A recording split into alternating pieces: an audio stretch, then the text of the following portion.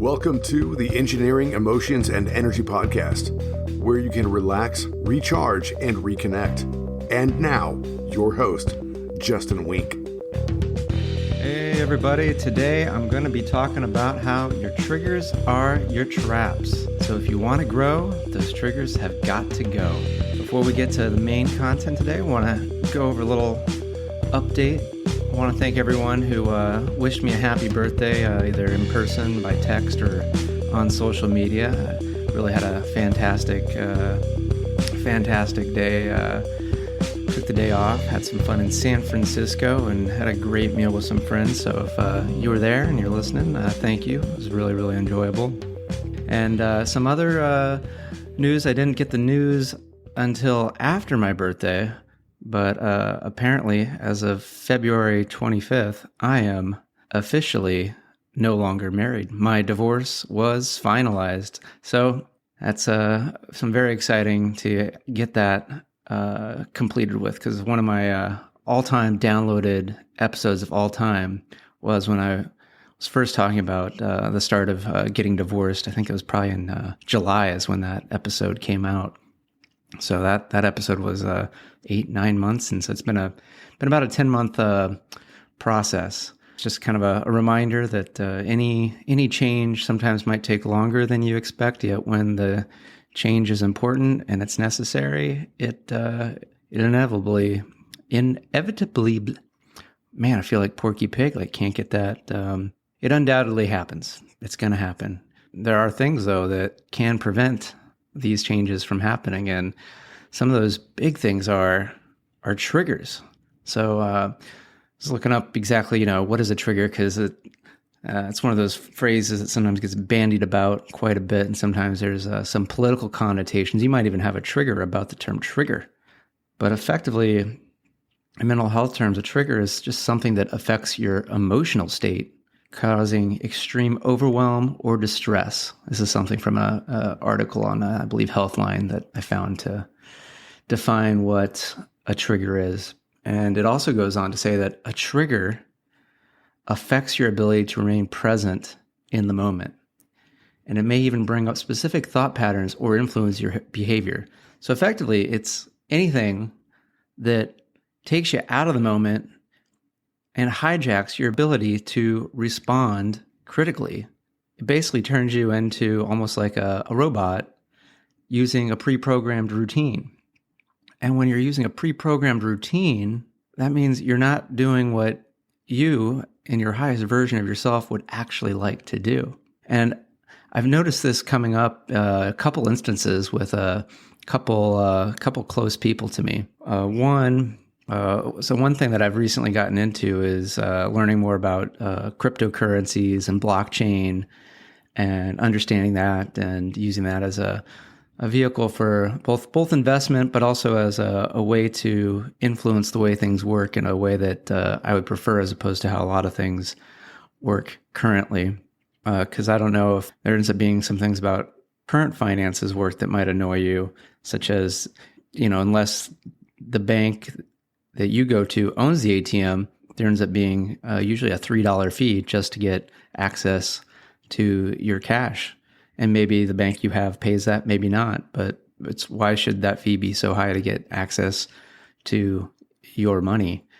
And then the other thing is the discrepancy between how much it costs to borrow money versus how much if you're the one doing the lending. And by doing the lending, if you have a checking account or a savings account, you're effectively lending money. And a lot of those interest rates are, start with a 0 point something, which, this reminds me back when I was in college. I had a roommate, and actually neither one of us made it a full year. Actually, he technically made it a full year. He just didn't come back. I ended up leaving early because I had mono and was so sick that I had to go home, and I ended up being hospitalized for a couple of nights. He, after 1 year, had a GPA of 0 point. It doesn't matter. It's just not high enough to be able to remain at the university. And that's really how we should look at that with the interest rate we get on savings and other things, is that, wait, it's a 0 point, like, get the fuck out of here. That's nothing. Like, What, I think the latest news is that the inflation rate is like 7 or 8%. So that's effectively, you're losing 8% by letting somebody else have your money that they use to then lend out to people. If it's done in the form of a credit card, they're charging the 16 to 23% interest. So where's that delta going? It's going to whoever, has majority stakes in these large banks, right? So I've been, getting into that, and was telling, I have a couple of really good friends that I talk to just about every Tuesday. And I just casually mentioned that, I've been getting into crypto. One friend goes like, "Oh my gosh, you are not going to be one of those assholes that just talks about crypto all the time and just crypto this, crypto that, crypto this, crypto that." I'm like, "Nope, I'm just putting out, that's what I'm up to. It's just something that is an interest of mine, how I spend my time. And, if you want to learn more, or want to talk about it more, I'd love to, but I don't know. I really don't care. But boy, sure seems like you're having quite a triggered response, or at least that's what I was thinking. I don't think I said that. So if he's listening, then I'll probably hear about this, and that's okay. What's interesting is that whenever we're triggered about something, it cuts us off from learning something in the moment. There's usually a good reason for, these triggers, because it's usually coming from something really painful that has happened. Yet that something painful happened in the past, and that's not what is happening now. And in this case, it's possibly preventing an opportunity for growth and opportunity to change some of the systems that are currently used, and also a possibility to make more investment income than is otherwise available. Who knows? Maybe what I'm doing could be a complete waste of time and money, yet any endeavor that we put our time and money into, there's no guarantees. There's never any guarantees. So one thing is never really any better or worse, because we really don't know until after the fact. When being triggered by something, it just cuts off any opportunity to be open to the possibility. Another interesting area where I had a chance of seeing someone get triggered by something that I brought up was at the mention of NLP, which, if you're not super into personal development or coaching as much as I am, it's totally cool. Not everyone needs to be, has to be. I happen to have just been involved in it for a very long time. And so neurolinguistic programming, or NLP, the way I like to think of it is it's just a communications tool, communications paradigm of how to think of how our language impacts the way we think and how we feel, how we respond, both for ourselves, which is the most important thing actually, is if we can control how we think and talk to ourselves, then we're going to be able to influence ourselves to do the things we want to do to make our lives better and avoid the things that make our life a little bit more challenging. But it's also very beneficial in dealing with other people and communicating in a way that they can most understand the message, or perhaps be less triggered by things. And so a lot of personal development coaches use this in working with people they work with. So I've been doing personal development work with coaches for about over, getting close to a decade now. And, I've been doing coaching in various ways and mentoring with other people probably, for for quite a few years myself. So I use a variety of these techniques. Sometimes I'll use hypnotic language patterns, meditative guided language when I do meditations. So a whole lot of things so that it's easy to understand the information and makes it like the easiest way so that people can do what they want to do.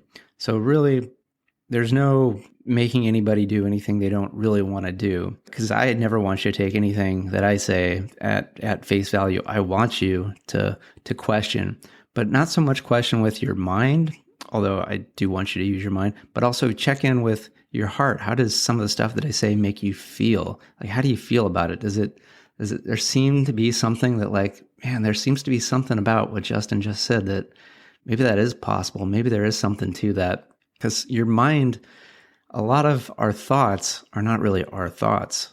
A lot of our thoughts are coming from what we learned growing up, from our parents, from our schoolmates when we were younger, from teachers, from media, from cultural patterns. And so a lot of those thoughts that you've been thinking for years, they might not even be your thought, but you think it all the time. So if something I say triggers a thought, it's good to have that awareness. Like, is that actually my thought, or where is that coming from?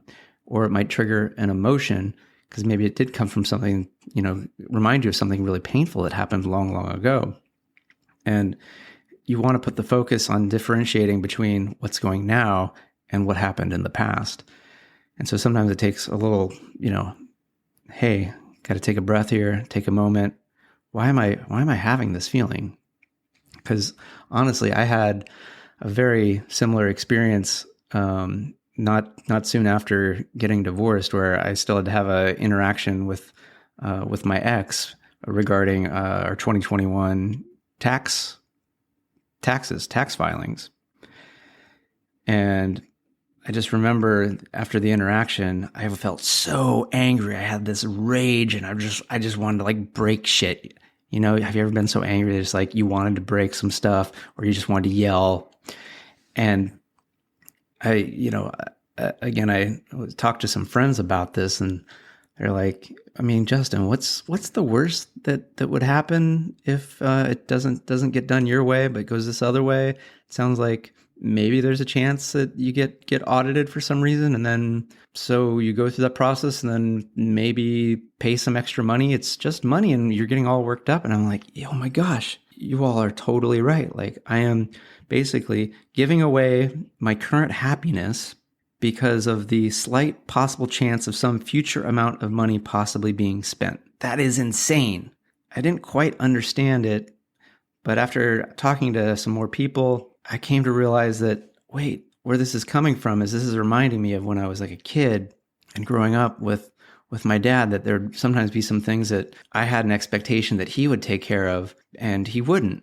And again, it's no fault of my dad because I was a kid. I didn't know how to express my expectations, and he didn't know how to set my expectations. So there was just that disconnect. And through that disconnect, I had these expectations that were not fulfilled, and I felt hurt because I wasn't getting what I thought I needed or what I needed to be taken care of. That caused a lot of internal emotional challenges that then now, smash cut, all these years later, my ex says like, no, we're not going to do it your way. You're on your own. You got to figure it out. And I'm just like, because I'm not really that mad at her. I'm mad at what happened all those many years ago. And when I got that awareness, that understanding that that's what I needed to feel, that's what I needed to let out in a productive way, with some friends and with myself, and just, some journaling, and now sharing with you guys here in Podland. Now I have like, no real anger towards my ex in this situation. It's actually like, hey, works out great. We're totally separate. We can be totally separate. We can do things separately. It's going to be great. It's all going to work out. Wish her the best. I hope she's doing well. I have no idea because, again, we're totally divorced now. So it's great. We can both have our own separate lives. And so going back to bringing up why I brought up NLP, neuro-linguistic programming, is I was talking about this to a friend of mine, and she gets upset. And she's like, oh, NLP is just like snake oil. It's just used to like defraud people. And I'm like, what's going on here?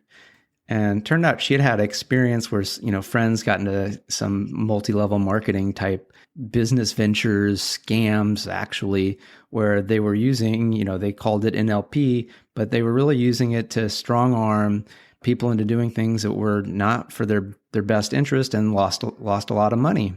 That's awful. But that's the people using the tool incorrectly, or that's, not the way I would like to use it. But that's the thing with any powerful tool, is that depending on who uses the tool and how they use it and the intentions, it's not the tool's fault, right? It's like a knife in the hands of a killer is going to kill people, but the knife in the hand of a skilled surgeon is going to save lives. It's the same knife, but it's who holds it and how do they intend to utilize it, such as neurolinguistic programming. And I was like, what do you think it is I do on my podcast and with my coaching clients? I utilize neurolinguistic programming, language patterns, for the benefit of people so that they can see things, because it basically is all about expanding perspective and putting things in a different way of light so that we have more options. Because one of the things I really like to believe is that when we have better options, we take better action. But if we feel like we have no options, we're just going to do what we've always done. And if what we haven't been doing doesn't work for us, we're going to keep doing the thing that keeps causing the painful reaction or the painful feeling. But if it's boom, hey, have you considered this? And it's like, ooh, that sounds nice. Then usually somebody's going to go like, let me do the better thing, at least maybe a little bit more often than they were before, because we're not all perfect. I want to bring this back to something that I still often find very, very triggering, which is whenever I need to ask for help. And this is something I've gotten way better because, like I said, I've been doing personal development for over 10 years now. I've worked, with therapists, great coaches, all sorts of healers and things like that. Yet still, there's often times where I drag my feet. I'm like, oh no, I got to figure it out. I want to do it on my own.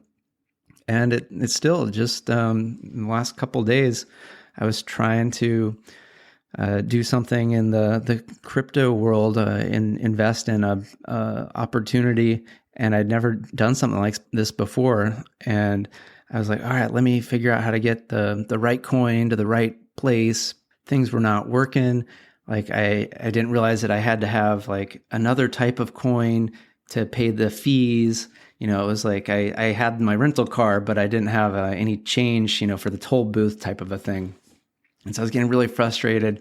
And the group that was helping to facilitate this, they kept saying like, hey, if we need any help, ping us, just let us know. We're here to help you all out. And I banged my head against the wall for a couple hours on Sunday night. And then it just wasn't working this morning. It's Monday as I record this, by the way, because you're probably listening whenever you're listening. And I welcome and thank you for your listenage. I think that's a made up word. I love making up words and I love using made up words. They are the fantasticness. So this morning I'm like, all right, hey, can somebody help me out here? Like, here's what's this. And they're like, hey, and they finally walked me through. And I was so happy to finally be able to get that transaction completed and be part of the project and be part of the group and not missing out. Because if I would have just tried to be heads down, do it all by myself, it wouldn't have happened. It wouldn't have happened. And even so, I know I wasted some money in trying some things out that didn't work.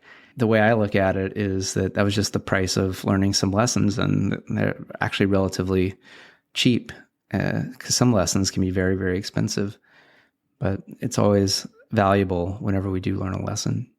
And so the lesson today that I'd like you to take with you is whenever somebody says something and you get really, really angry or upset, or you just want them to shut the fuck up, or you just want to walk away, is be aware that that's happening and take a breath, and then you can still do whatever you were probably going to do. But in that taking of a breath, there's a slight opportunity to disconnect from what's happening in the present to what likely happened to you in the past. And you might be able to separate the two and be able to deal in a fresh way with what's happening in the present.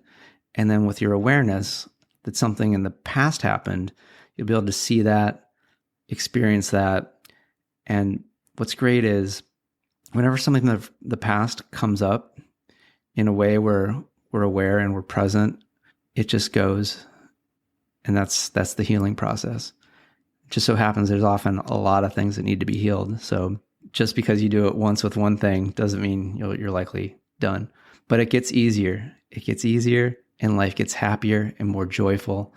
And I love helping people do that in a much, much faster way. And that's what I want you to get out of listening to this podcast, is to feel like you're able to grow and become the better person that you've always you've meant to be. And if you're like, Justin, it's still taking a bit too long, please don't hesitate. Contact me. Coming up is going to be all the ways that you can get in touch with me. Get in touch with me. We'll figure something out, because In a lot of ways, life is too short to keep banging your head against the wall and not asking for help. Don't let asking for help be one of your triggers that keeps you trapped. Free yourself so that you can create the life that you know you want and you deserve it because you are you. And thank you so much and good day. If you want to contact the show, email me at podcast@justinwink.com. That's Justin, W-E-N-C-K. And find me on social media, Justin Wink, Ph.D. on Facebook, Instagram, LinkedIn, TikTok, and YouTube. And if you want ways so that you can relax, recharge, and reconnect, find the Tuesday 20 every Tuesday at 12:05 p.m. Pacific. It's only 20 minutes, and it's going to get you relaxed, recharged, and reconnected. It's on YouTube, and it's on Facebook. So looking forward to seeing you there.